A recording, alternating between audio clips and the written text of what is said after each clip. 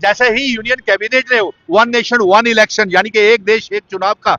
पास किया है और ये बिल पार्लियामेंट में आ रहा है, उसी समय हमने इसे आउटराइटली रिजेक्ट कर दिया था मिशन स्टेटहुड ने, क्योंकि इससे कोई अकाउंटेबिलिटी नहीं रहेगी और लूट खसूट का बाजार और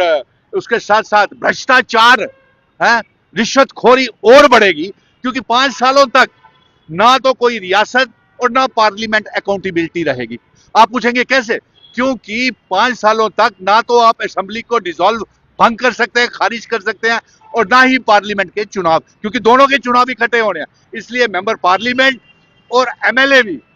5 सालों तक सरफरोश हो जाएंगे, लोगों के काम नहीं करेंगे और उसके साथ साथ करप्शन और भ्रष्टाचार करेंगे। अब सबसे बड़ी बात यह है कि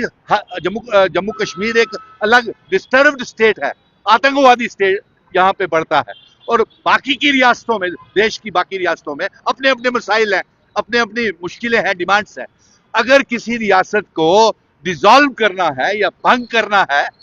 तो उसको कैसे डिसॉल्व करेंगे,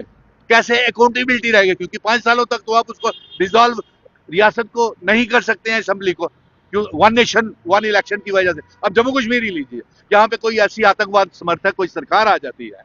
तो उसको कैसे आप डिसॉल्व करेंगे? और इसी तरह अगर झारखंड, महाराष्ट्र, गुजरात, उत्तर प्रदेश, केरला, मध्य प्रदेश, वेस्ट बंगाल में अगर कोई ऐसी सरकार आ जाती है, वहां पे एंटी डिफेक्शन, खरीद फरोख्त एमएलए की होना शुरू हो जाएगी, क्योंकि 5 सालों तक तो असेंबली के चुनाव नहीं होंगे और मेंबर पार्लियामेंट भी बिकना शुरू हो जाएंगे और एमएलए भी बिकना शुरू हो जाएंगे, खरीद फरोख्त, हॉर्स ट्रेडिंग शुरू हो जाएगी। और इसलिए हमने इसको आउटराइटली, मैं जम्मू कश्मीर के चीफ मिनिस्टर उमर अब्दुल्ला साहब से और लेफ्टिनेंट गवर्नर मनोज सिन्हा साहब से ये मांग करता हूं कि इस वन नेशन वन इलेक्शन को, एक देश एक चुनाव, जम्मू कश्मीर में लागू नहीं होना चाहिए। दूसरा, जम्मू कश्मीर में राज्यसभा के चुनाव हो रहे हैं, 4 राज्यसभा की सीटों के लिए आप पत्रकार मित्र मुझसे बार बार ये पूछ रहे हैं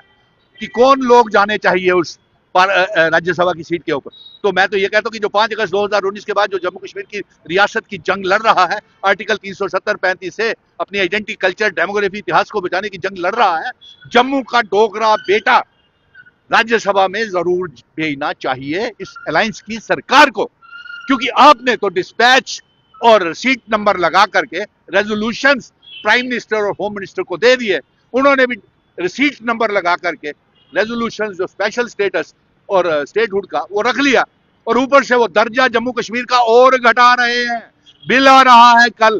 पार्लियामेंट में एक और, कि दिल्ली और पौंडीचेरी की तरह जम्मू कश्मीर का दर्जा, मेरे पत्रकार मित्रों, और घटाया जा रहा है। इसलिए राज्यसभा में जम्मू कश्मीर का डोगरा बेटा का जाना बेहद जरूरी है। और सुनिए एक बात,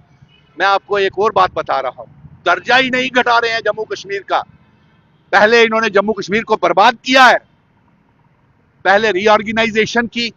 फिर सारी ताकत लेफ्टिनेंट गवर्नर मनोज सिन्हा को और चीफ सेक्रेटरी को दे दी, और उसके बाद ये पौंडीचेरी के बराबर हमको ला रहे हैं, जबकि हम रियासत के दर्जे की जंग लड़ रहे हैं। सुप्रीम कोर्ट ने हिदायत किया है कि रियासत वापस की जाए, प्रधानमंत्री ने भी वक्तन बेवक्तन कहा है कि रियासत वापस की जाए, फिर ये बिल जम्मू कश्मीर को दर्जा घटाने के लिए